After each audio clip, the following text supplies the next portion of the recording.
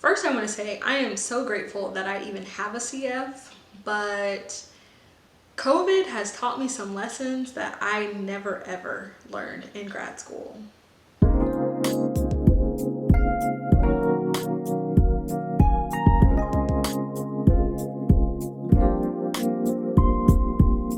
Hello beautiful people, welcome back to my channel. I'm Jasmine if you didn't know, and today I'm going to talk to you guys about how COVID can and inevitably will impact your CF experience. So I wanted to make this video for you guys because, as you all know, I am currently a clinical fellow going through my CF. I'm very lucky to just have started my third segment of my CF, which is super exciting. So I'm living the things that I want to talk to you guys about firsthand. And I know that none of what I learned in grad school prepared me for what COVID has kind of made me experience during my CF experience. So I wanted to share that with you guys so that you can have that at the forefront of your mind for my upcoming grads and people who are getting ready to start their CF. So the first thing I want to talk about is your timeline. Timeline for your CF is typically 9 to 12 months. For me, it's 9 months. Really varies where you're going, who you're working for. It really depends on a lot of factors, how long your CF is going to last. But one of those main factors when you're living in a pandemic is closures that you can't account for, essentially. So I think in my first segment, we were closed for 2 weeks because someone in our office got exposed to COVID and tested positive for COVID. And within my second segment, I think we were closed for 3 weeks. And so altogether, that's 5 weeks of closures that I wasn't prepared for.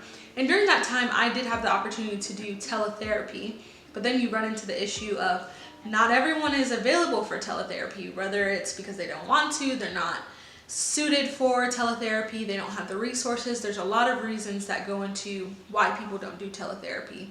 And so I'm automatically not getting my typical hours that I would for the week, and I have to consider that on the back end. So I've had to add a few days to the end of my CF just to make up for those hours. And so there's a lot of things that ASHA wants, particularly week to week, so that's something that I have to look into as well. How many hours they'll take for each week when considering the issues with COVID. So that's something to think about.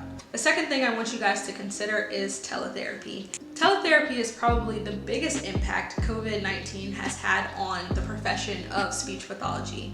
I literally opened my computer to look for in my notes from graduate school all the times that we talked about teletherapy. I think I found notes about one time we grazed over it and it didn't even teach me much. So grad school cannot prepare you for the life of teletherapy. It is very much something that you just have to do and experience for yourself.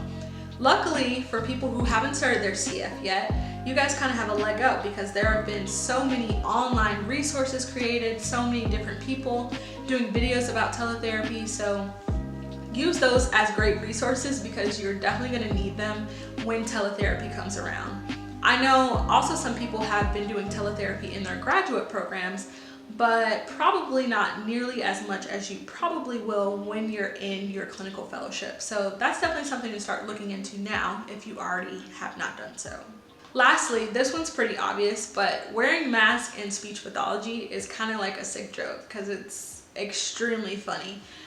Trying to figure out how you are going to get your speech sounds out clearly when you are helping these kids who can't see your face. And so that's been really difficult to kind of navigate. They of course have those really clear masks that they say are anti-fog. It's a lie. It's all a lie. They fog so much and it's almost like you're sweating in your like orofacial area and it's kind of gross. So I don't wear the like clear window mask, and I can probably do another video of how I do use mask and navigate by using mask and face shields while I'm in therapy with my articulation kids. So those are the three main things that I feel like have impacted my CF timeline. I have to do a longer CF than I originally planned. Teletherapy is something they do not prepare you for in graduate school, and that's very much been a learning curve all on its own just within my clinical fellowship. Finally, mask in COVID as a speech pathologist is a very interesting situation, and I'll probably do another video on how to help you guys navigate that once the time comes. So if you guys have any questions, if you have any helpful information to add, feel free to do so down in the comments. Like this video if you found it helpful, and don't forget to subscribe for more amazing content. And until my next video, peace.